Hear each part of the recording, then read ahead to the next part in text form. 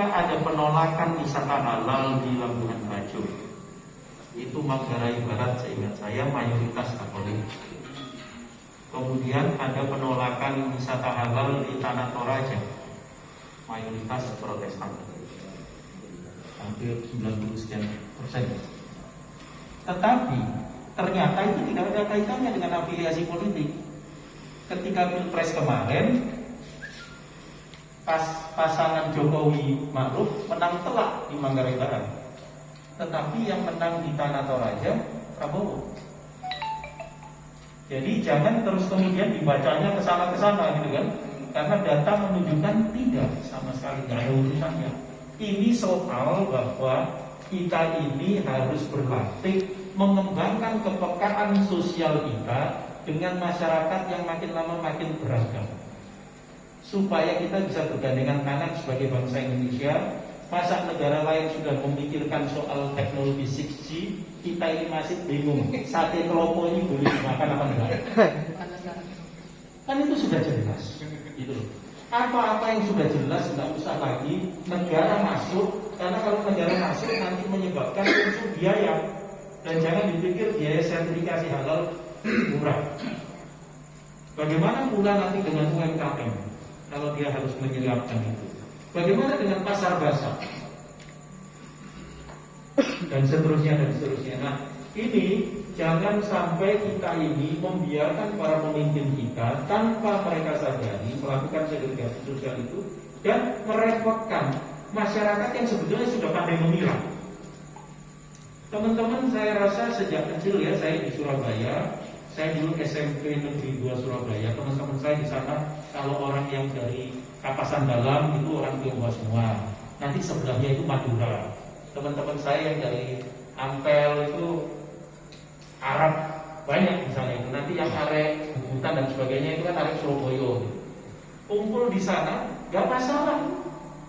Dan clear, mereka juga bertetangga, jejer. Saya rasa kita tahu persis bagaimana konteks di hubungan antara Kapasan Dalam, Teras itulah sampai Ampel itu. Dan tidak ada masalah, baik-baik saja. Yang ribut mungkin yang dari luar. Nah, ini yang mohon kita jaga bersama, bahwa orang kita ini, orang Indonesia ini orangnya sudah hebat-hebat, sudah cerdas. Gak usah lagi pakai diatur-atur hal-hal yang kemudian hanya menambahkan beban. Nah, semoga pada 1 Maret 2022 ini, ketika kita bicara tentang kedaulatan negara, kita ingat kembali kenapa dulu republik kita didirikan seperti ini. Apa yang menjadi diskusi bapak-bapak dan ibu-ibu pendiri republik ini. Saya rasa itu yang harus kita lestarikan. Jangan sampai seperti yang tadi, mohon maaf nih, saya baca berita itu guyonan apa enggak, ada seorang Tionghoa yang mengatakan bahwa tahun 98 mereka diselamatkan dari semua kerusuhan itu oleh FPI. Padahal tahun itu FPI belum lahir kan. Nah, jangan sampai sejarah ini dibelokkan oleh orang-orang yang punya kepentingan tertentu. Dan kalau kita nggak baca, itu kan menjadi rumit juga buat kita, karena kita tidak tahu.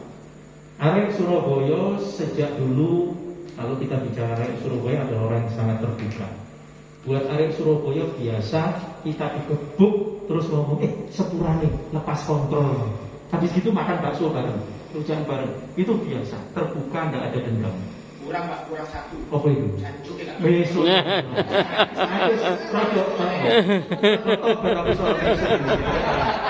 Jadi hal-hal yang seperti itu semua adalah bagian dari keterbukaan.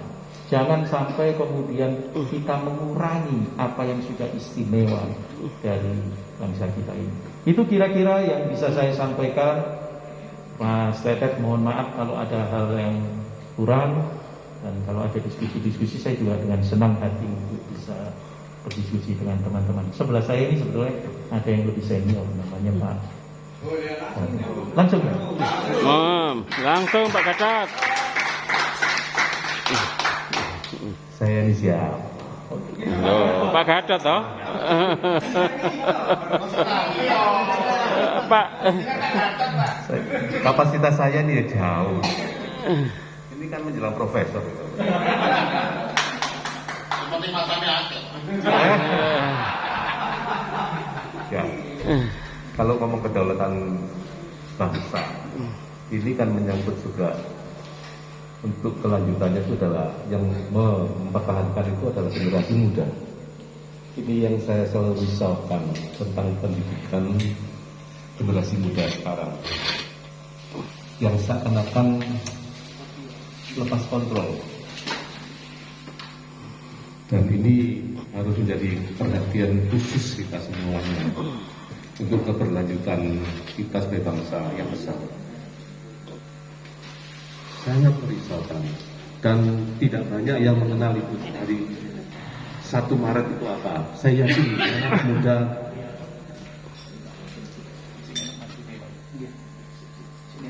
dan ini bagaimana para orang tua atau khususnya dari pendidik-pendidik bangsa ini bisa menyelamatkan generasi muda ini.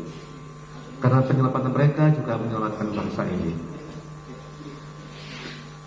Tanpa itu saya kadang-kadang merasa hopeless.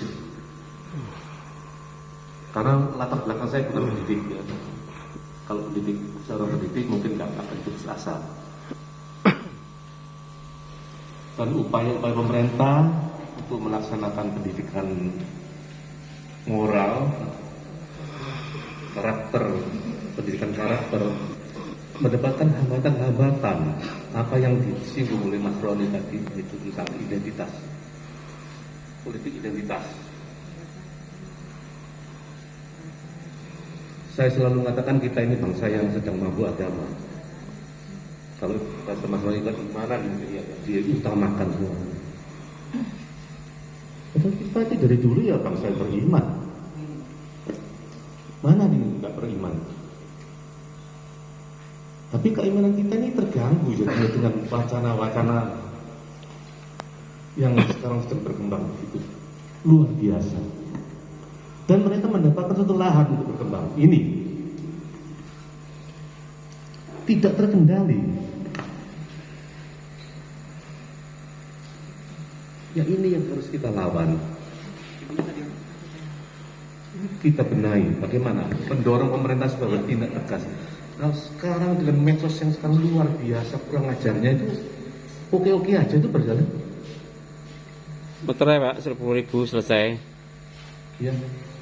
Jadi saya kira hanya bisa begitu aja lah perasaan hati saya, dan selama ini memang menjadi ganjalan. Setiap dialog saya selalu menyinggung masalah pendidikan generasi muda. Terima kasih Mas Roni.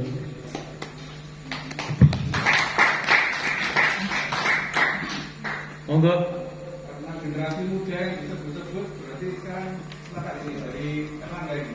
Ya, dari Untar ini, kamu jangan ngomong. Ayo Pak Muda ini. Tadi ngomong. Ayo. Oke, ya. Selamat malam semuanya. Selamat malam. Jadi saya ini apa ya? Saya dari rombongannya Pak Roni, muridnya Pak Roni. Iya. Nggak sengaja ikut di sini, tapi kita jebakannya sekalian. Jadi karena nggak sengaja. Jadi kalau dari saya berangkat dari profesi saya. Kebetulan saya seorang advokat, pengacara. Jadi kalau bicara kedaulatan negara, tadi sudah disampaikan sama senior di sini. Kalau saya sih pada intinya, kalau kita bicara kedaulatan negara, kita harus terus bisa jaga semangat kita kayak di hari ini. Pada saat kita tadi menyanyikan lagu Indonesia Raya, Padamu Negeri, itu kita semangat kan? Tapi saya harap juga setelah keluar dari sini, kita terus bersemangat juga seperti hari ini. Karena menurut saya dari golongan muda nih ya, golongan muda, yang paling susah itu menjaga semangat apinya itu. Kalau kita teriak-teriak hari ini mungkin semangat bisa, tapi bagaimana kita bisa memanifestasikan hari ini dalam kehidupan kita sehari-hari, baik dari profesi, baik dari akademisi, apapun itu. Jadi singkat dari saya itu adalah, saya harap dari golongan muda kita itu bisa terus menjaga semangat kedaulatan negara dalam kehidupan kita sehari-hari, dalam kebinekaan kita sehari-hari bermasyarakat. Ya gitu aja sih dari saya.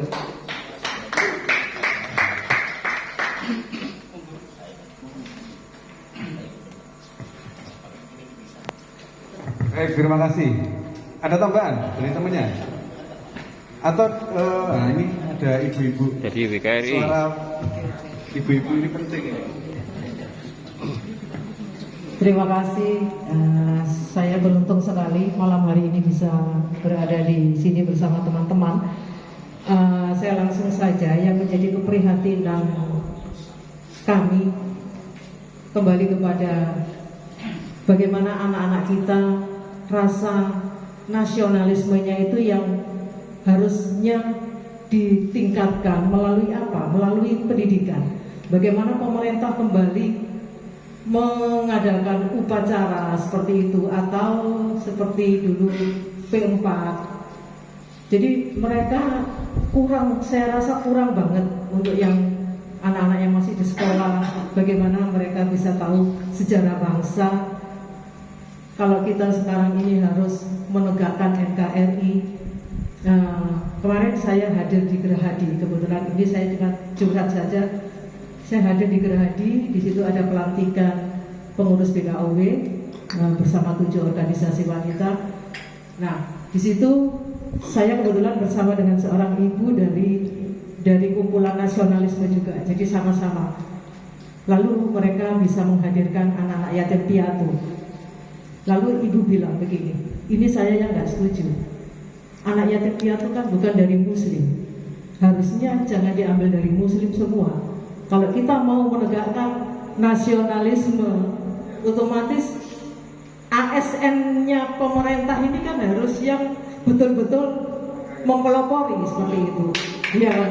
Nah itu yang ganjalan saya. Yang kedua, mengapa acara itu sebelum Ibu Khofifah masuk ruangan ada sholawat Nabi, ada hadrah.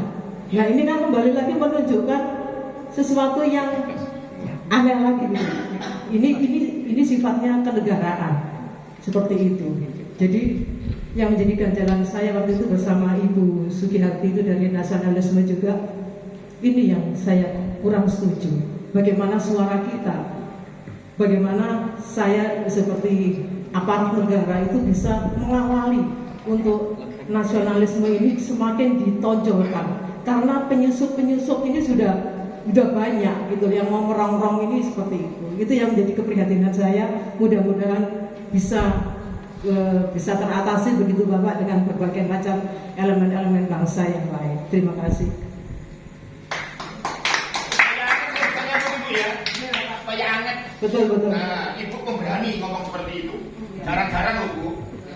Dan Ibu bisa menyampaikan laporan pandangan mata dari Majelis Gerahadi yang kita nggak hadir kan. Loh, memang untuk wanita itu bagi BKOW itu. Oke, wong B kan ada wanitanya. Iya. Tapi kan wanita juga untuk pria, Pak. Wanita juga untuk pria. Ini mulai anget karena apa? Ada keberanian. Hal-hal ini yang bisanya itu nggak enak sungkan gitu ya. Saya akan coba untuk lebih berani lagi. Yang disampaikan oleh Ibu itu adalah merongrong kedaulatan nasionalisme kita. Bagaimana ngomong nasionalisme tetapi kemudian identitas yang ditonjolkan. Dan ini hampir di semua kegiatan-kegiatan yang di situ ada mayoritasnya. Betul. Maka kemudian saya sampai jengkel, saya menungso biasa. Saya ngaku-ngaku begini. Ngaku-ngaku apa? Contoh begini. Saya ulama. Hari Minggu ini saya mengucapkan selamat beribadah kepada saudara-saudaraku Kristiani. Karena apa? Di tataran lapisan awam, saya mengucapkan ini di sosmed ada. Tetapi saya nunggu. Loh, kok di tataran elit-elit agamawan rohaniawan ini kok nggak ada yang berani seperti ini? Kan begitu. Nah, ini jangan dianggap sepele karena ini akan menjadi bom waktu. Ini mulai nggak apa-apa ya, terbuka ya. Monggo. Sampai saya kemudian bilang begini. Saya buat satu ilustrasi gitu di akun FB saya begitu. jadi sebagai wong NU, saya ketepatan wong NU, saya bertanya, banyak orang mengaku ulama. Ulama apa yang sampean anut sebagai wong NU? Saya tulis di situ, saya jawab. Jawaban saya sebagai wong NU adalah satu, ulama yang saya anut adalah ulama yang berani menyatakan surga milik semua umat beragama asal dia bisa memberikan kebaikan di dunia. Dua, ulama yang saya anut adalah ulama yang bisa menerima kepemimpinan dari non-muslim. Tiga, ulama yang saya anut adalah ulama yang menjunjung tinggi dan menghormati budaya Nusantara. Nah, ini adalah bentuk-bentuk kegelisahan saya. Bagaimana seorang ulama besar diakui ya kan reputasinya saat ini, tapi dia tidak bisa menerima pemimpin itu di luar Islam. Dan ini langsung saya protes. Siapa itu? Gus Baha. Maka saat itu juga saya katakan runtuh keulamaannya ketika dia hanya mengambil sikap pemimpin harus yang seagama. Runtuh bagi saya keulamaannya. Maka dari situlah saya bangga disebut sebagai imam besar pelawak Indonesia. Ya, itu kedaulatan nasionalisme kita yang dicapai-capai dengan politik identitas. Sekat-sekat. Ada lagi kedaulatan budaya. Sebagai pelaku budaya mulai SMP, ludruk itu saya lebih dari 10 tahun ngeludruk. Tuhan mempertemukan, mentakdirkan luar biasa. Saat ini Cak Yuska yang ada di samping kanan saya ini adalah mantan juara lawak Surabaya dan Jawa Timur. Beliau dari UNER. Tulisan-tulisan beliau luar biasa. Ya, ini dipertemukan. Mudah-mudahan setelah ini berwujud job dan tanggapan. Ya. Doa itu katanya. Apa itu? Saya ambil contoh dari agama saya, tempat ibadah saya. Saya kepingin yang namanya gamelan itu produk budaya adiluhung bangsa kita ini bisa masuk ke tempat ibadah saya. Sementara kalau di gereja Kristen Jami Petan itu kan ada. Iya. Tapi kenapa di masjid nggak ada? Rebana boleh, gamelan nggak boleh. Dan ketika ini saya sampaikan, ya saya dianggap yang lain-lain begitu ya. Tapi untuk membahagiakan hati saya, ya saya hanya berpendapat begini. Ya inilah mungkin orang hakikat itu ya bajunya baju fitnah. Terus dapat fitnah dari kanan kiri. Padahal ini kan sama-sama alat musik begitu. Kalau gamelan nggak boleh, rebana boleh. Gampangannya kalau itu dari Timur Tengah halal, dari budaya sendiri haram. Wong api pakai surban, nek pakai belakon dukun bolone setan. Ini kan ini kalau terus-terusan seperti ini kita kehilangan generasi-generasi yang bangga dengan budayanya. Dan kalau generasi kita sudah kehilangan budayanya, tinggal kita nunggu waktu kedaulatan bangsa ini akan dicapik-capik oleh bangsa lain. Saya kira seperti itu. Mungkin ini bisa memantik diskusi, monggo ya. Tapi di tataran-tataran bawah ini yang terasakan begitu. Atur nuwun, terima kasih. Terima kasih Pak Jadi. Jumlahnya nggak jadi. Wah, kan Iya. langsung aja. Anak muda. Angkat diri, lupas ya. Assalamualaikum warahmatullahi wabarakatuh. Terima kasih untuk kesempatan yang diberikan kepada saya. Kalau apa yang disampaikan Mas Jadi tadi bahwa saya pernah juara lawak Jawa Timur, itu dulu sekali.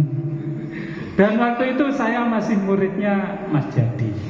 Nah, salah satu slogan yang saya ingat betul pada saat itu, ya slogan lucu-lucuan, pergunakanlah bahasa Indonesia yang baik dan lucu. Masih ingat ya Mas Jadi? Kalau saya angen-angen ternyata slogan itu berlaku untuk saat ini. Artinya apa? Bangsa kita ini sedang mengalami ketegangan sosial. Nah, bahasa Indonesia yang baik dan lucu ini bisa saya maknai bahwa hal-hal baik yang kita sampaikan, pesan-pesan moral yang baik yang kita sampaikan kepada khalayak itu akan lebih diterima jika kita kemas dengan sesuatu yang lucu.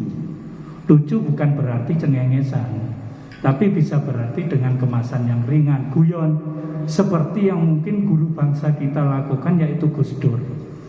Banyak hal-hal yang sebetulnya menjadi hal-hal prinsip atau nilai-nilai dasar bagi bangsa ini mampu disampaikan oleh Gus Dur dengan bahasa yang sangat ringan sekali, bahkan lucu.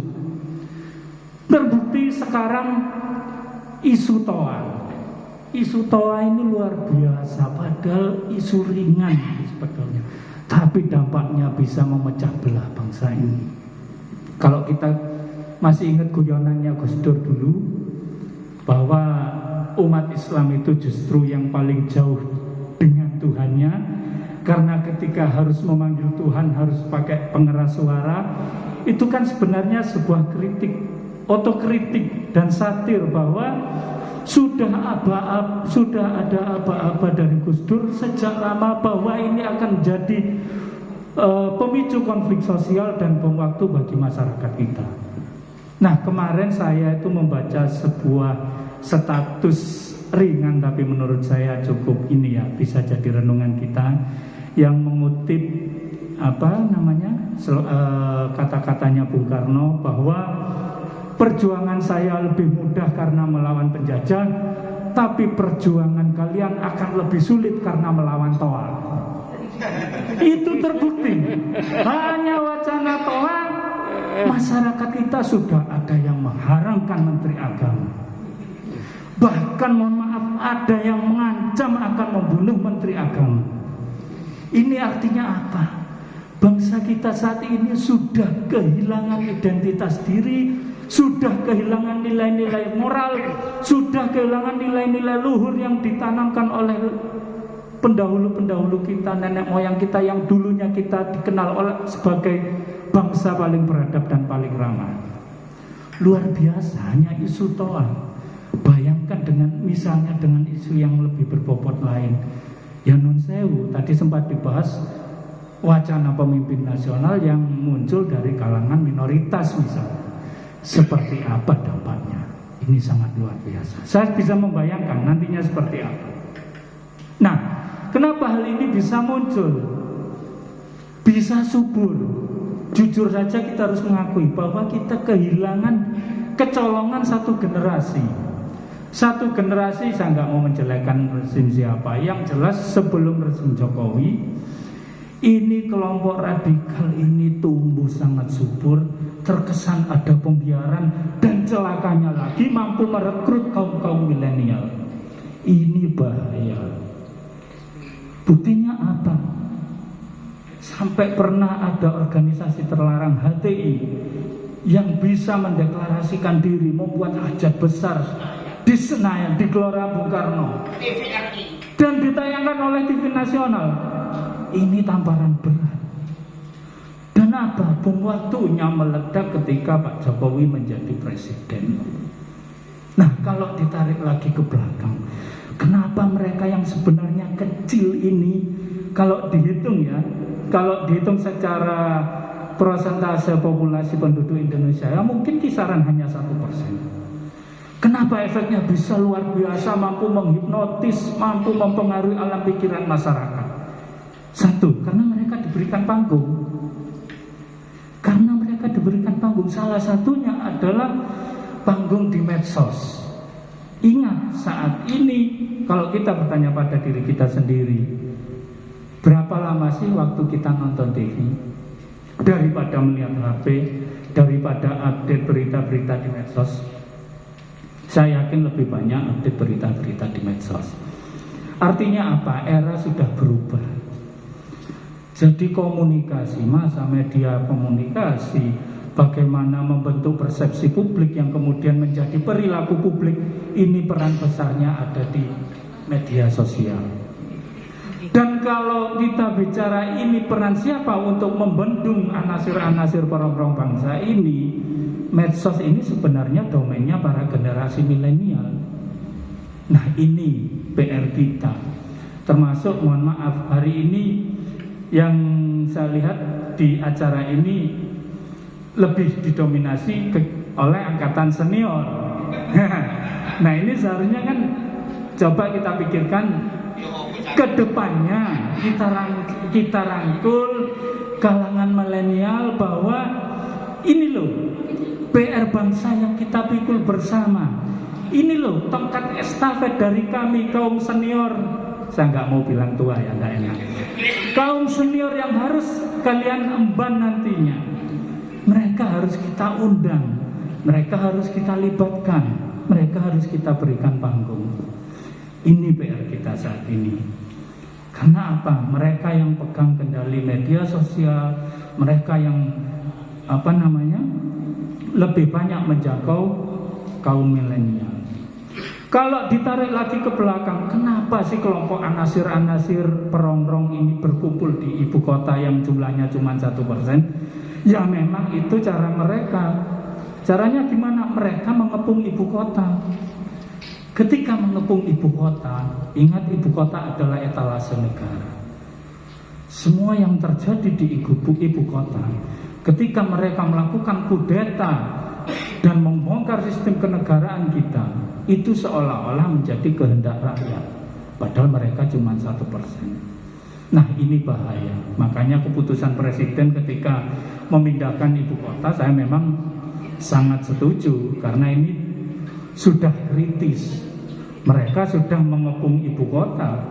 Bahkan data dari Badan Penanggulangan Terorisme ini ada sekitar 29 pesantren yang sudah mengepung ibu kota. Dan itu terbukti ketika aksi 212, masanya banyak ditopang dari sekitaran ibu kota. Ini hanya tinggal menunggu waktu saja. Syukurlah presiden kita bisa mengantisipasi itu. Di sisi lain memang ibu kota tidak layak, sudah secara geografi juga tidak memenuhi syarat, termasuk secara sosial politik kondisinya sudah seperti itu. Kalau ditarik lagi, dilalah, kalau orang Jawa dilalah ya. Selama kepemimpinan Presiden Jokowi ada 2 agenda besar dunia yang kebetulan kita menjadi bagian besar di situ, menjadi aktornya dan terlibat aktif di dalamnya. Kalau non saya tidak apa ya, saya ini ya, biar perspektifnya agak sudah nggak lucu.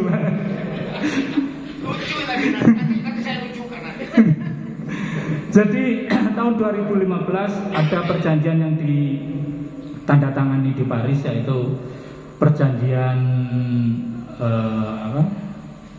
kesepakatan iklim Paris, di mana poin utamanya adalah mengganti energi dunia dari fosil atau minyak menjadi energi terbarukan. Yang kedua tahun 2017 yaitu perjanjian transparansi keuangan internasional, di mana poinnya segala alur transaksi yang terjadi di dunia ini sudah harus transparan. Kalau dulu bank masih bisa berdalih ini kerahasiaan bank, apalagi yang bank transnasional seperti di Singapura, Swiss dan sebagainya. Ini kita tidak bisa meskipun atas nama pemerintah meminta data-data perbankan kepada mereka. Nah, dilalah 2 perjanjian ini muncul di era pemerintahan Jokowi. Yang pertama saya sebutkan tadi perjanjian iklim Paris. Dilalahnya lagi energi terbarukan. Ini kita sebagai tuan rumah. Artinya apa? Kita sebagai penghasil terbesar nikel sebagai bahan baku litium. Nah, kita ketempatan sebagai tuan rumah. Makanya Pak Jokowi menyetop ekspor mineral ini sebuah langkah yang menurut saya strategis. Tapi secara geopolitik dan geoekonomi ini dampaknya luar biasa. Bagaimana caranya kita gagal dalam mengemban amanat global itu? Bagaimana caranya kita menjadi negara yang gagal? Yang kedua, termasuk perjanjian transparansi internasional, transparansi keuangan. Di situ dampaknya luar biasanya lagi. Alur-alur transaksi dan simpanan-simpanan gelap. Alur transaksi dalam hal ini terutama pendanaan terorisme dan sebagainya, termasuk simpanan-simpanan gelap dari rezim terdahulu yang melakukan praktek-praktek kotor pencucian uang dan sebagainya, sekarang sudah mulai terendus. Makanya kondisinya sekarang seperti sebuah simponi dan kolaborasi antara kepentingan luar negeri yang tidak menghendaki kita menjadi negara besar, bekerja sama atau berkolaborasi dengan politisi-politisi kotor di Indonesia yang dirugikan kepentingannya ketika rezim sebelum Jokowi dia mengumpulkan harta-harta haram yang nantinya konsekuensinya akan terendus oleh kesepakatan transparansi keuangan global itu. Nah, bagaimana caranya kita menjadi negara gagal? Isu yang paling murah tapi dampaknya luar biasa adalah isu agama. Bukan main-main. Sebelumnya kita sudah di riset. Artinya di riset status ringan, like, share, and comment, dihadiahi surga, kita riset. Dan itu secara algoritma medsos sudah terdata semuanya. Oh, ternyata tingkat literasi masyarakat Indonesia ini sangat rendah dan mudah dipengaruhi isu-isu yang sifatnya identitas. Nah, dari situlah kemudian muncul isu-isu sara yang semakin memanas dan sebagainya.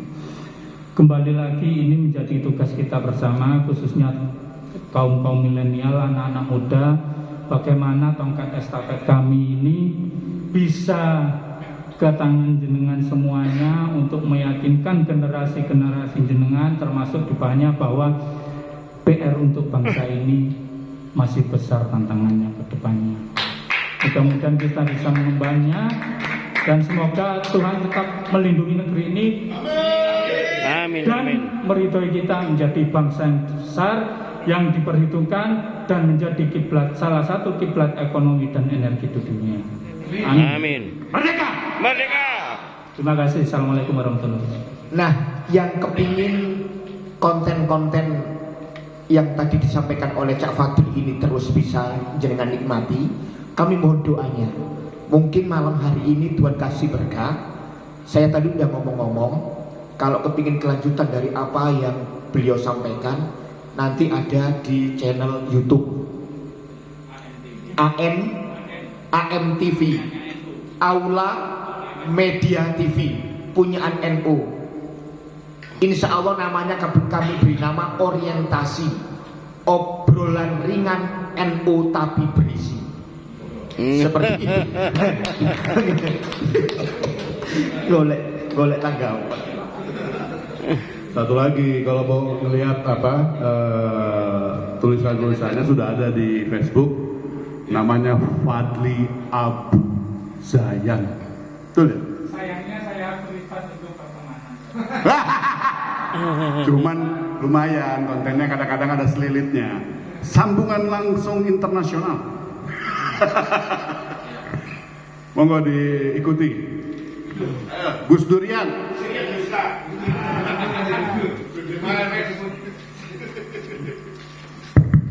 Assalamualaikum warahmatullahi wabarakatuh. Alhamdulillah, saya lihat hari ini yang datang ini macam-macam. Anak sing wajah Tionghoa, gitu. Iya. Anak sing Gudo tapi ireng. Ada teman-teman Madura, juga ada yang dari Gresik. Nah, saya pikir memang seharusnya acara ini bisa lebih besar ya, karena saya nggak tahu maksudnya bagaimana, karena seharusnya yang datang ini kan Sen. Iya. Bilang saya baru berhenti jadi Presiden Jawa Timur. Loh, kapan? Sudah ganti. Kapan? Nah, cara ini demi pengkaderan, gitu.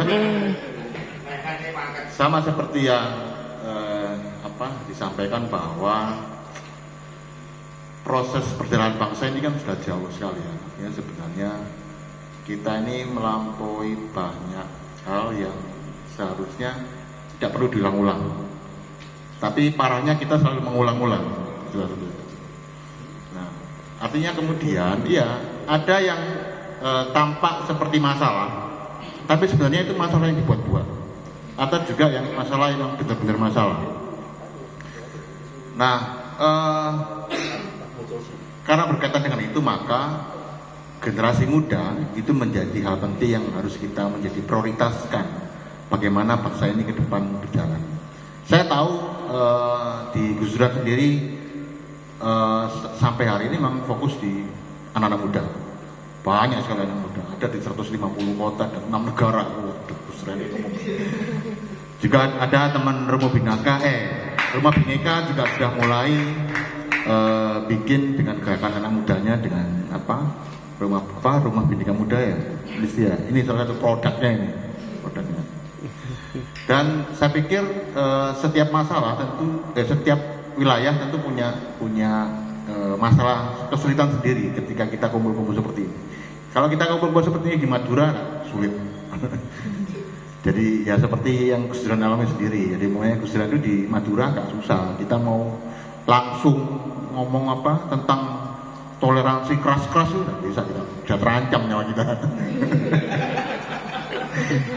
Kita pernah bikin acara dialog mendatangkan pendeta satu aja, pernah 1 kali. Langsung besok forum Habib dan ulama Sumatera itu bikin surat. Karena memang posisinya setiap daerah tentu berbeda-beda karakternya. Sama yang kita hindari adalah sebenarnya kan politik balas dendam. Karena yang seperti kita tahu, Indonesia ini kan terbagi atas beberapa daerah yang karakternya beda-beda. Jadi kalau Gus Dur mengatakan bahwa perdamaian tanpa keadilan adalah ilusi, itu memang benar. Jadi kita dari Gus Dur juga banyak menerima masukan yang sikap-sikap diskriminatif, intoleran itu tidak hanya di Jawa. Jadi di Papua itu juga begitu. Banyak perda-perda yang sifatnya sangat mendiskriminasi umat Muslim juga banyak. Terutama di Nusa Timur itu juga masih ada. Nah, saya sangat senang ketika beberapa saat yang lalu teman-teman Madura itu, ini teman-teman Madura Nusantara itu, saya senang sama mereka karena suatu kali mereka punya kasus berhadapan dengan teman-teman Ambon. Wah, udah keras. Kemudian mereka kemudian saling mencegah teman-temannya lain. Pernyataan mereka apa? Jangan diteruskan. Nanti kasihan teman-teman kita yang di luar pulau, yang di Ambon nanti bisa diajar mereka. Sama seperti aturan perlakuan kita terhadap agama lain. Makanya sekarang kita, Muhammad saya atau teman-teman yang mayoritas kemarin kita melakukan hal yang intoleran terhadap yang non Muslim, tentu saja di daerah yang non Muslim juga akan bisa terjadi seperti itu. Kita banyak kasus seperti itu. Karena masalah intoleransi itu tidak hanya menjadi milik satu kelompok saja. Semua kelompok punya kelompok-kelompok seperti itu. Kelompok-kelompok yang istilahnya istilahnya mayoritas kudu menangnya apa jadi kita? Mayoritas kudu menangnya apa? Dominasi mayoritas itu menjadi sangat bahaya seperti itu. Dan kita harus memahami bahwa di Indonesia itu banyak yang daerah-daerah tidak semuanya mayoritas Muslim. Dan itulah maka kita semua harus menuntut kehadiran negara. Jadi bagaimana negara bisa bersikap tegas dalam penegakan hukum. Bagaimana paradigma polisi itu tidak hanya atas nama kondusivitas, tapi memang betul-betul atas nama membela kebenaran. Jadi saya contohkan begini. Contohnya ada teman-teman Ahmadiyah bikin acara. Mereka sudah sesuai undang-undang, mereka punya hak untuk bikin acara. Kemudian secara prosedur mereka bikin sudah mereka lalui. Mereka bikin acara, tiba-tiba ada kelompok mayoritas yang tidak suka dengan yang kelompok Syiah ini, Ahmadiyah ini, kemudian mengganggu acara ini. Bayangkan apa yang akan dilakukan oleh polisi? Yang dibubarkan adalah yang punya acara, kan begitu. Bukan membela yang sudah sesuai hukum ini. Jadi kalau saya katakan segala hiruk pikuk di negara kita itu juga ada peran negara di sana. Ada peran negara yang saya pikir kurang tegas dalam menjalankan kedaulatan, ke dominasi supremasinya sebagai pemegang kekuasaan. Maka saya senang ketika teman-teman mengkritisi tentang pernyataan tentang Malang sebagai kota halal namanya. kemudian teman-teman berteriak. Nah itu kan salah satu sikap kritis terhadap negara.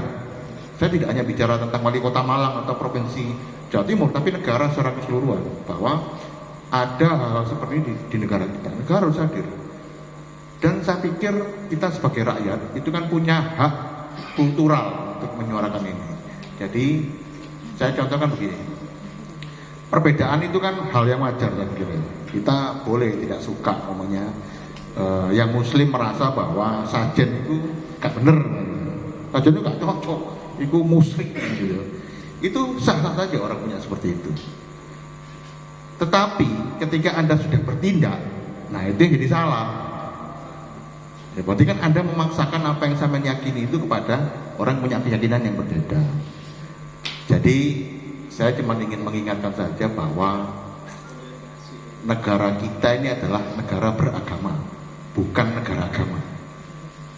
Jadi tidak hanya satu agama saja yang ada di Indonesia, tapi harga juga 6 negara dan mungkin keyakinan yang jumlahnya ratusan bahkan ribuan ya. Yang perlu teman-teman ketahui bahwa teman-teman Kejawen kemudian Sunda Wiwitan itu kan mereka ada, walaupun secara nomenklatur di pemerintahan mereka tidak masuk di Kementerian Agama, tapi mereka masuk di Kementerian Kebudayaan. Tapi mereka secara fakta ada, mereka punya keyakinan yang mereka yakini dan mereka hidup dengan itu, dan kita harus menghormati itu. Maka mari kita berbaik-baiklah, dan saya pikir setelah hari ini kita juga perlu untuk turun ke rakyat, turun ke masyarakat, lebih bergaul dengan mereka. Karena kalau kita mencermati apa yang terjadi dengan kasus Menang, kasus Kemenak kasus TOA itu kan kita melihat bahwa seperti rendahnya literasi masyarakat kita secara mayoritas. Bagaimana mereka menerjemahkan kata, bagaimana mereka mudah terhasut, kemudian bagaimana mereka itu kemudian mudah mencaci maki dan segala macam. Saya pikir kita seharusnya sudah tidak berada pada zaman seperti itu. Menjalankan agama dengan emosi itu saya pikir sudah bukan zamannya. Maka semoga kita selalu tetap optimis. Kita harus tetap optimis ya. Jangan sampai walaupun sekarang masalah semua alasan ngurusin negara. Saya aja bosan sebenarnya ngurusin. Karena saya tetet ini kan mulai tahun 90. Saya ngomong optimis sampai bosan. Seharusnya bosan. Karena urusannya panjang. Kadang-kadang kita ini sudah berupaya seoptimal mungkin. Tapi kadang-kadang ada orang yang sebenarnya tahu, tapi kemudian mempermainkan itu. Jadi menganggap bahwa rakyat itu bodoh amat. Maka tugas kita ini kan adalah terus meningkatkan kesadaran warga kita, meningkatkan pengembangan SDM masyarakat kita. Karena kalau tidak begitu, ya kita masih pakai politik pengerahan massa terus. Kalah pemilu pengerahan massa, tidak setuju kalau pendapatmu pengerahan massa. Iya, dan sekarang masih kita pakai itu, masih jadi. Dan kita mau kapan kita mau terus seperti itu? Artinya bahwa sebagus apapun teori demokrasi, teori politik itu, kalau kemudian tidak ada peningkatan dari sumber daya manusia sendiri, maka jangan berharap bahwa negara kita bisa akan semakin maju. Mari kita jaga bangsa kita dengan baik. Matur nuwun. Assalamualaikum warahmatullahi wabarakatuh.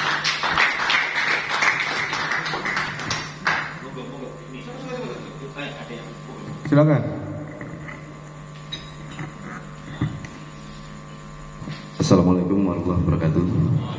Salam sejahtera bagi yang beragama. Rahayu.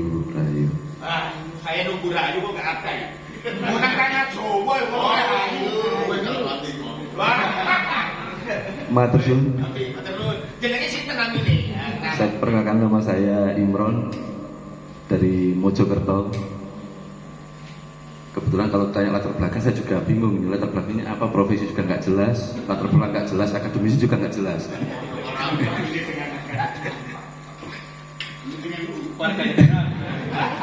Cuman di sini yang jelas saya NKRI. Di sini kami terima kasih banyak kepada senior-senior yang punya inisiatif untuk masalah dalam hal nasionalisme terhadap kecintaan terhadap NKRI ini, akhirnya di sini saya ingin ikut sedikit memberikan juga suara di sini sebagai orang pinggiran. Jadi gini, kalau dari kami sendiri terkait masalah NKRI ini, kalau dibilang miris, sangat miris. Karena apa? Kalau dengan pendidikan dan teknologi yang sangat maju ini, bukan semakin maju, kita semakin kemunduran. Bagi saya semakin kemunduran. Karena apa? Nilai-nilai adab ini yang hilang. Karena apa? Kita ini berdiri menjadi negara yang kuat dan besar ini karena berawal dari adab, bukan dari agama satu-satunya atau yang mayoritas atau minoritas, tidak, tapi karena beradab menurut kami. Karena apa? Yang dikedepankan selama ini, mohon maaf ini bagi-bagi yang ini ya, kalau dari kami ini orang dari hutan, biasanya pernah hutan kalau ini. Jadi kalau dari kami mengenai ilmu agama itu banyak yang sering dibahasakan. Kita bicara tentang ilmu agama, tapi kita lupa tentang ilmu kehidupan. Bahwa kita itu ada ilmu yang lebih awal, yakni masalah ilmu kehidupan. Dimana kalau namanya kehidupan itu semua punya hidup, bukan hanya yang beragama, tapi alam, tumbuhan, hewan, ini punya hidup. Kalau kita mengedepankan ilmu hidup, mungkin kita lebih bisa fleksibel dalam menghadapi isu-isu yang menggoyang negeri ini terkait isu tentang agama khususnya. Karena apa? Kalau kita menghormati kehidupan, berarti semua yang hidup kita saling harus menghormati, saling harus menghargai. Tidak yang mayoritas mengedepankan mayoritasnya, yang minoritas akhirnya tertindas. Bukan seperti itu. Tapi kita lebih mengedepankan kehidupan, di mana kalau kehidupan itu kita hanya mengeruk sumber daya alamnya, mineralnya dan segala macamnya. Tapi kita lupa untuk bersyukur bahwa kita ada di negeri Nusantara yang mana kita hidup dari air, udara yang kita hirup di sini. Dan nilai-nilai tentang peradaban, tentang kecintaan kita ke negeri ini hilang. Yang dulu ada P4 yang disampaikan tadi, saya sepakat. Yang dulu tentang ada Pancasila, saya sepakat. Jadi kita lupa akan sejarah berdirinya bangsa ini, kita lupa, kita mundur di sini. Jadi kalau menurut kami, hemat kami, kita peradaban kita lebih maju. Kita pernah menjadi peradaban yang sangat maju dulunya. Bukan karena kita semakin, karena akademisnya tinggi, akhirnya kita lupa di situ. Yang sekolah insinyur jadi nganggep insinyur bisa bangun gedung bertingkat dan segala macam. Lupa bahwa orang-orang pendahulu kita sudah punya teknologi itu sendiri, punya ilmunya tentang alam itu sendiri. Kenapa harus bangun rumah joglo? Kenapa harus pakai rumah tanpa paku dan segala macam? Karena tahu betul geografis kita itu rawan gempa karena kita dikelilingi gunung-gunung berapi. Jadi mereka bukan tidak mengerti tentang teknologi atau membuat kemajuan. Kalau dibilang sangat maju, Borobudur itu dibangun tanpa ada insinyur di situ. Semua bisa presisi, bisa bagus dan bisa simetris, bisa bangun yang bangunan yang lebih istimewa, bisa. Yang penting awet. Nah ini di kami ada komunitas sendiri yang mana kami itu merawat cagar budaya tanpa melibatkan dari sumber pendanaan dari pemerintah ataupun tidak. Jadi kalau ada yang suka naik gunung dan segala macam, ada trap-trap ke gunung itu, salah satunya mungkin ada yang dari hasil kita, penunjuk arah yang mau mana arah itu kemana, itu kami juga membuat situs-situs cagar budaya, kita ngerawat, kita bangun di sana. Termasuk agenda bulan 3 ini kalau tidak ada halangan kita juga bangun tempat persinggahan di yang smart di daerah Arjuna. Smart, Indrokilo. Nah itu kita tidak melibatkan, kita mandiri, kita upayakan sendiri di situ. Jadi kita merawat sumber alam, bukan hanya mencemari, tapi kita lebih mendekatkan diri ke alam. Bagaimana kita bisa menjadi negara besar hanya kalau kita sibuk hanya dengan isu-isu sara, isu-isu segala macam, masalah etnis, ini nggak akan pernah maju kita. Saya sedikit mencuplik apa yang menjadi pidato Bung Karno waktu itu. Kalau mau jadi Islam, jangan jadi orang Arab. Kalau jadi orang Kristen, jangan jadi Yahudi. Kalau jadi Hindu, jangan jadi India. Cukup di Nusantara, bukan di Indonesia, di Nusantara ini. Karena apa? Di sini semua kultur diwadahi, semua apapun diwadahi di sini. Lah itu nilai-nilai itu yang kadang-kadang kita lalaikan. Akhirnya mayoritas merasa punya mendominasi seperti yang disampaikan tadi. Lah kami harap dengan adanya forum seperti ini, lebih-lebih dengan adanya mungkin nanti ditambah dengan teman-teman milenial yang kedepannya semakin kita tanamkan kecintaan kita ke NKRI ini, ke Nusantara ini. Karena apa? Nyuwun sewu, kalau kita selama ini hanya mengambil dari apa yang ada menjadi sumber daya alam di sini, tapi kita lupa mensyukurinya, saya yakin jangan pernah bermimpi menjadi negara besar.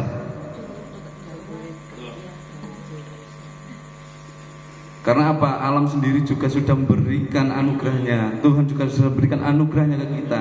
Alam berikan semua kebutuhan kita di sini, di Indonesia ini, di Nusantara ini. Jadi kalau dari kami, mungkin pesan yang dari kami ini saya harapkan kecintaan terhadap NKRI ini yang perlu ditingkatkan. Karena apa? Kalau kita mau maju, kita mau kuat, kalau kecintaan kita ke Nusantara ini tidak ada, saya yakin tidak pernah tercapai. Justru saya sangat semangat dan saya sangat senang dengan apa yang disampaikan Bung Tomo waktu itu. Kalau dengan dancuk itu bisa mempersatukan, kenapa tidak dengan dancuk? Ngapun dengan gitu. Dan gitu CSD. Jadi kalau itu semangat membangkitkan spirit kita bahwa untuk bisa membakar spirit kita untuk bisa memenangkan sebuah tantangan besar agar bisa menjadi negara besar, nggak apa-apa. Yang salah dengan dancuk di mana? Nggak ada kamus yang nggak ada. Negatif kan? Ini spirit dan ini doa besar kalau menurut saya. Kalau dari saya sendiri itu saya anggap itu sebagai doa besar, kekuatan besar yang mana itu bisa membangkitkan semangat kita untuk bisa berjuang melawan penjajah. Jadi itu saja dari saya. Kalau mungkin ada penyampaian yang salah atau apa, saya mohon maaf yang sebesar-besarnya. Saya akhiri, wassalamualaikum warahmatullahi wabarakatuh. Rahayu, rahayu. Monggo yang lain, monggo. Mantra. Monggo. Madura Nusantara. Baca Indonesia.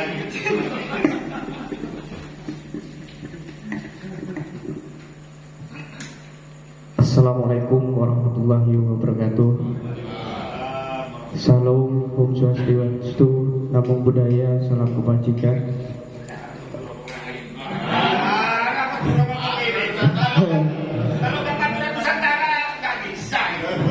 Sehat, taat kong suara.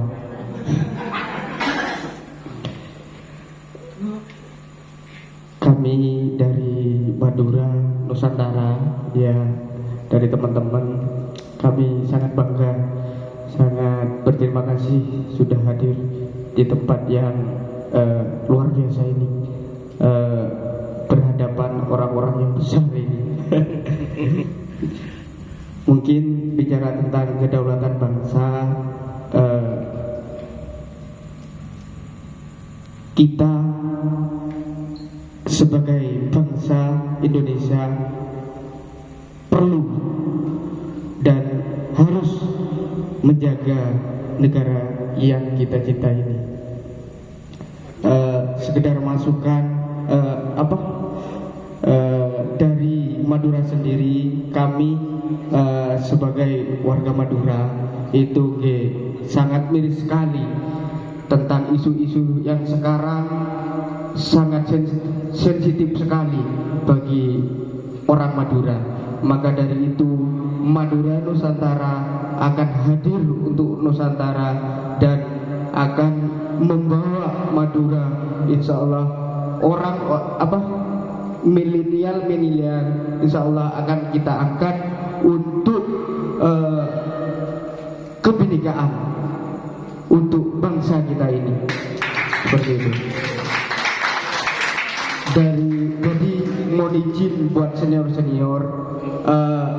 di sini mungkin senior semua seperti itu. Ya dari saya sendiri perwakilan dari Madura Nusantara mungkin ya masih milenial, mohon izin ya.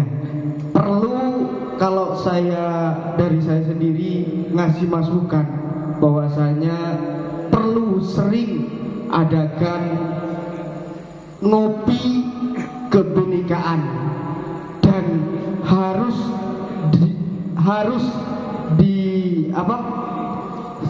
dari teman-teman senior harus mewadahi atau memfasilitasi teman-teman adik-adik atau dari milenial untuk ngopi bareng tentang kebinekaan. Dan ke depan harus dari senior mewadahi seperti itu. Bagus. Iya. Perlunya ke depan seperti ini. Tapi mohon izin mungkin lebih didominasikan yang muda-muda. Karena orang muda-muda milenial sekarang itu senangnya ngopi. Maka dari itu dari senior sendiri harus memfasilitasi ngopi bareng tentang kebinekaan, seperti itu. Mungkin dari saya dari Madura. Kenapa kita tambahin Nusantara? Karena Madura itu Nusantara. Ya. Karena Madura itu Nusantara. Iya, betul Bapak.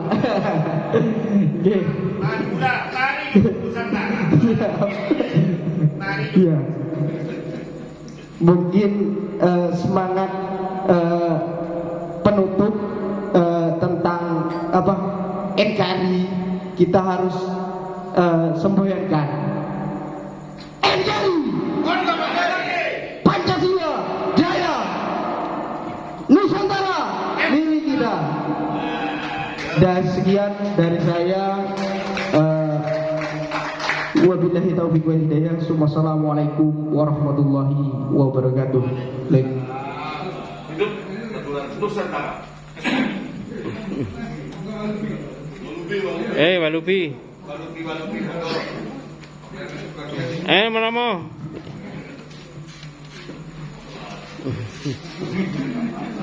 Selamat malam semuanya, buat rekan-rekan senior penggiat kebinekaan terutama yang ada di kota Surabaya.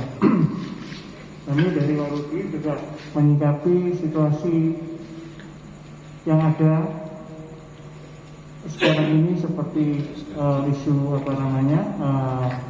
kota halal, kemudian juga isu dari TOA. Nah, sebenarnya kita sebagai bangsa Indonesia yang besar semestinya tidak berkutat di hal-hal seperti itu lagi, karena sebenarnya agama itu sudah menjadi wilayah privat dari masing-masing.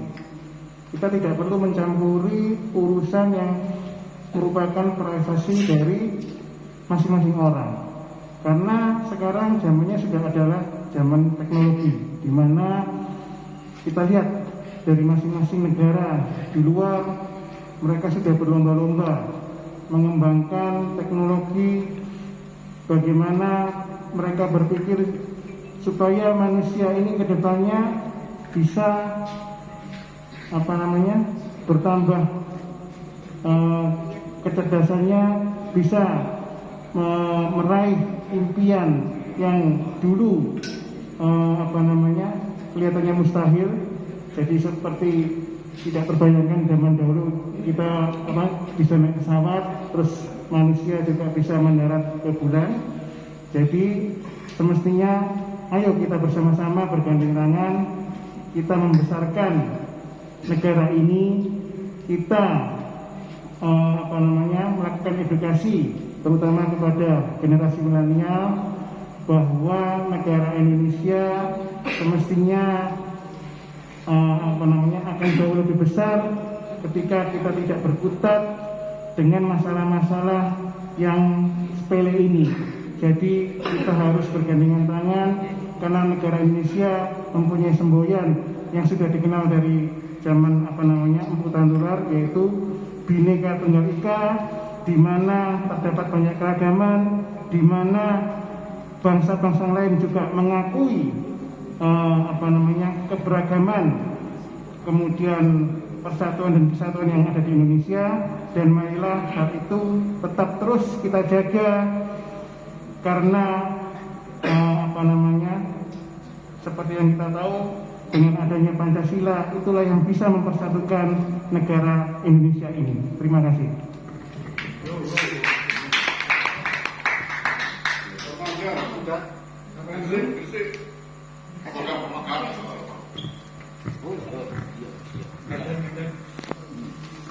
Assalamualaikum warahmatullahi wabarakatuh. Selamat malam, salam sejahtera buat kita semua. Kami dari Formakam memberikan forum kebinekaan keberagaman. Jadi kita pecinta keberagaman di Kabupaten Gresik. Ya.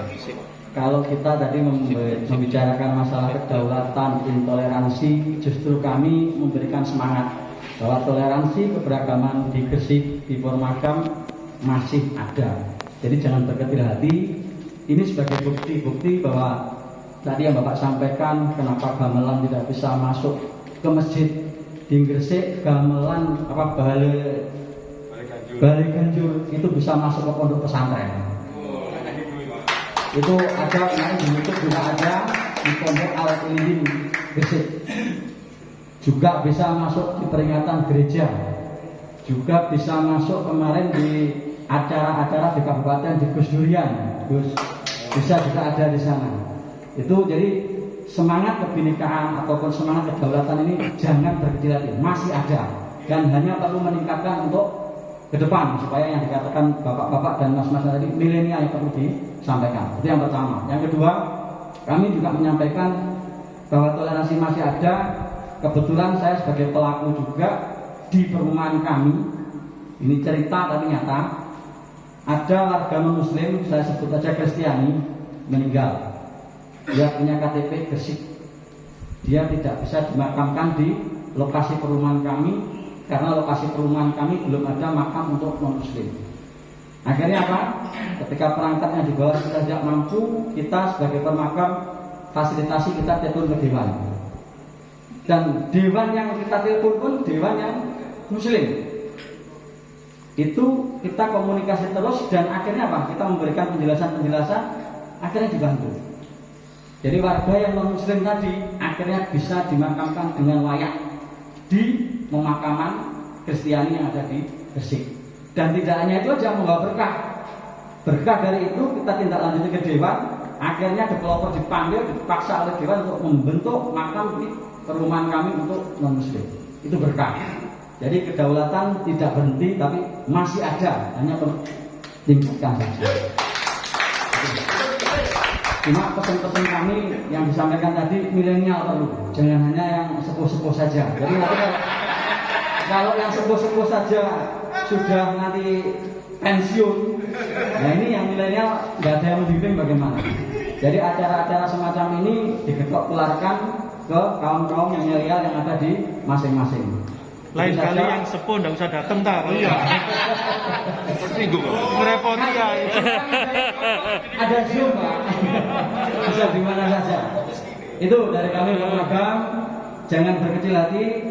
Intoleransi, kebinekaan masih ada. Tinggal perlu ditingkatkan saja. Sekian dari kami. Wassalamualaikum warahmatullahi wabarakatuh. Baik. Iya. Masih kata, Pak. Abah. Monggo Pak Joko. Siap. Kalau Gresik kalau Pak. Nah, pertama kali Formakam itu punya acara besar ketika dipandu oleh beliau. Mantap. Jadi ketika ingat jenengan. Lali. 2016 akan proyek merawat bumi, merawat kebinekaan. Itu jenengan yang ada di Panceng sana, di pinggir laut. Yang nahan.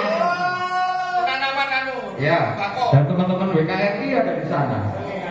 Itu ada 2000 batang pohon tanaman keras. Pohon segera diadakan kembali, Pak. Kita tetap mengadakan kemarin bersama Gus Durian, kita juga lakukan itu. Terus, jadi ini informasi saja, Formagam itu di Gresik, ya, Forum Masyarakat Gresik Pencinta Keberagaman. Ketika bicara soal kedaulatan, ini sudah waktunya negara ini perlu UGD untuk kedaulatan. Perlu UGD menurut saya, karena semudah sekali sakit kalau bicara soal itu. Meskipun kita optimis dan kita merawat itu terus. Kenapa? Guru saya ya itu ada Mas Yuska, ada Pak Ius ketika awal-awal di sana. Dan Formagam sekarang meskipun komunitas menjadi partner pemerintah. Nah, kita menjadi tangan kanan Dinas KBPP, Dinas Pemuda Olahraga, Kesbangpol, partner dari TNI Polri kalau kita berkegiatan. Ini karena kita ada di tengah-tengah masyarakat. Jadi vaksinasi pertama untuk umat non-muslim Formagam yang mengadakan minta langsung ke Bupati dan diberi. Ini contoh kita mendukung program.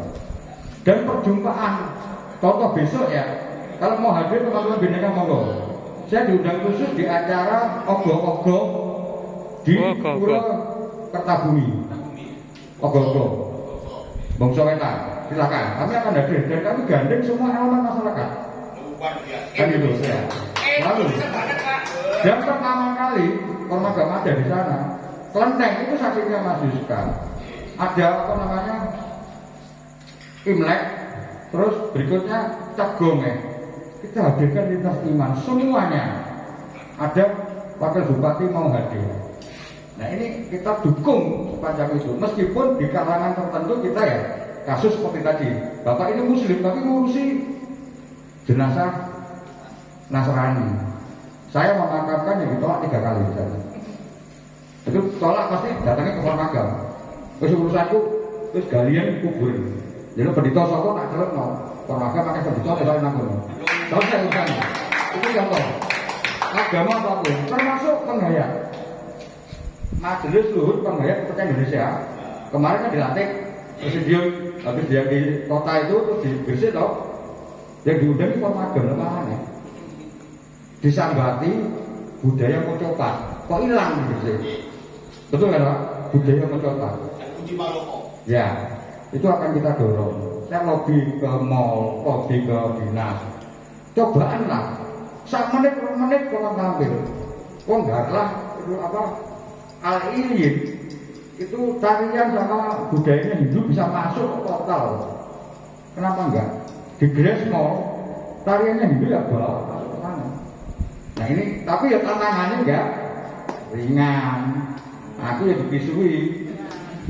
Itu tapi ya maju terus, punya partner baru dari selatan. Formagam sampai selatan ada. Menganti. Ya. Nanti kalau Bapak kita mau ke sana ke rumah beliau, monggo kita buka. Apapun kita lakukan. Siap. Saya kira itu tambahan saya. Oh cermin, monggo. Siap. Cermin rada atos. Ini kata saja ya. Formagam nggak bisa eksis di Gresik Utara. Setelah dipancing dulu, di Duku saya adakan acara dihambat. Ya. Betul ya? Dihambat. Jadi kita sudah pakai acara apa pemangku pondok ya istilahnya ya, nggak berkenan. Betul. Hanya 1 orang nggak berkenan, bablas semua urusan ya. Bener tadi undang-undangnya kalah ya, karena 1 selera. Itu tapi kita tetap jalan. Tapi ketika kita bantuan makan siang gratis, lancar. Betul. Banjir pertama kita datang ke lokasi paling dalam. Kita bersama Gus Durian. Pemerintah belum hadir, kita sudah ada di tengah-tengah mereka. Contohnya hanya termasuk teman-temannya Pak Danu. Dia akan langsung banjir-banjir, ada seremonial, teko langsung ke dapur umum. Jadi dibutuhkan apa? Dok, bawa nondok, tak intal bahasa ini.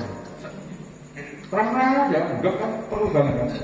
Kan itu hidup banyak, minyak goreng. Kan gitu.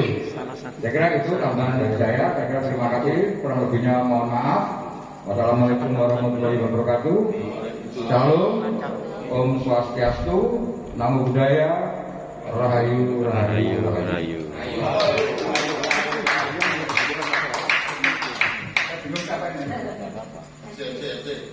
Iya?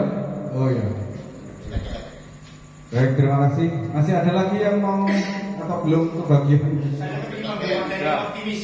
Optimis. 1 menit saja. Selain orientasi, sekarang optimis. Tapi orientasi. Silakan kepingin kita tetap optimis.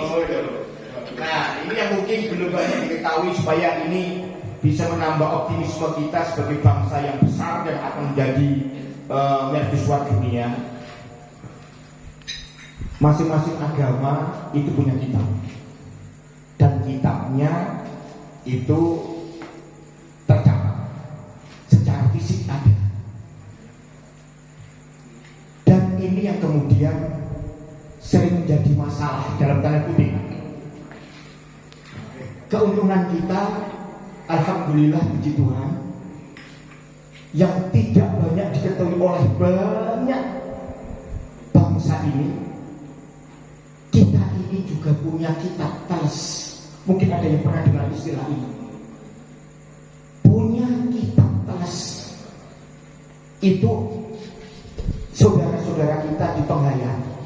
Kitabnya dia namakan kitab teles. Iya. Kalau yang saat ini berkembang di Surabaya, yaitu agama Buddha Jawi Wisnu. Ini agama asli Nusantara. 500 tahun sebelum Masehi, bangsa kita sudah mengenal Tuhan yang Maha Esa. 500 tahun sebelum Masehi, agama baru datang pada abad 4 Masehi. Bagaimana kehebatan bangsa kita yang sering ditutupi oleh yang tidak pada tempatnya. Kita punya kitab teles namanya. Kenapa teles? Karena kitab ini yang paling mampu dan bisa menyesuaikan dengan kondisi dan situasi. Karena apa? Gak tertulis, Pak. Ya, jadi supaya paham kitab teles, jangan bisa bertamu ke para penghayat-penghayat yang sekian banyak ragamnya. Tapi saat ini saya lagi belajar memahami agama Buddha Jawi Wisnu. Kitab teles inilah yang terus mengikuti zaman dan memberikan sebuah ikatan yang harmoni dari agama-agama yang punya kitab secara fisik. Dan kalau ini subjektif, mohon maaf, optimis harus kita bangun. Bahasa Cak Fabrika juga dilalah. Dilalah itu artinya bahasa Indonesia-nya apa? Pak betul, apa? Dilalah itu artinya ada yang tidak tiba-tiba, ada yang tidak kita sangka. Tapi kan nggak boleh seperti itu. Secara rohani, secara teologi ini kan nggak lepas dari skenario Tuhan, kan begitu kan? Jadi nggak ujuk-ujuk. Nah, disitulah mungkin ini subjektif saya. Jokowi dari para penghayat, dan saya juga merasakan itu. Jokowi adalah cucuk lampahnya Nusantara menuju kebangkitan kembali Nusantara 500 tahun setelah runtuhnya Kerajaan Majapahit yang diawali oleh gugurnya atau letusan Merapi, dan letusannya itu mengarah ke barat daya, dan itu belum pernah terjadi selama ini. Kemudian akan muncul pemimpin dari pinggir kali Solo, dan kemudian timbul pakebluk yaitu corona. 3 ciri ini sudah ada, dan disitulah kan kita optimiskan rasa anak bangsa ini. Saya juga tadi berharap tidak boleh ada sedikit pun, setitik pun, sekecil pun rasa pesimis. Bangsa kita akan kembali menorehkan kejayaannya. Indonesia mencahayai dunia. Terima kasih. Rahayu, rahayu, rahayu dengan menjaga mereka. Baik, terima kasih. Sudah jam 9 malam, dan sebagai penutup Pak Ir sekaligus dengan semacam penutup dan doa. Ya. Terima kasih Bapak Ibu sekalian, saudara-saudara sudah mau hadir pada acara hari ini. Sebenarnya acara ini dadakan. Sehari sebelumnya spontanitas ketemu Mas Tetet di kopi ya Mas. Joglo Merah Putih. Di sana berkembang jadi acara ini. Apabila ada kekurangan ya mohon maaf. Tapi inilah yang kita hasilkan, yang terbaik dari kita. Nanti seumpama kita bisa melakukan ini pada tahun-tahun berikutnya, kita akan lebih baik lagi, lebih banyak teman yang hadir, lebih banyak jaringan yang hadir. Saya mengambil dari semua ini tadi sudah bicara banyak, tapi saya tertarik dengan teman Madura Nusantara. Itu konkret sekali. Ngopi Bhinneka itu konkret sekali. Kita segera laksanakan. Bungkus. Boleh. Nah nanti gimana kita atur lagi ya. Siap. Terima kasih atas kehadiran Bapak Ibu dan selamat malam. Terima kasih. Mari kita akhiri acara hari ini pada hari ini dengan doa. Berdoa mulai.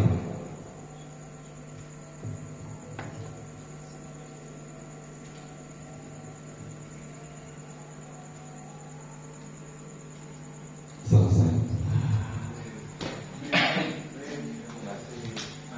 Terima kasih semuanya, sehat selalu untuk kita dan sampai jumpa lagi di lain waktu, lain acara. Kalau mau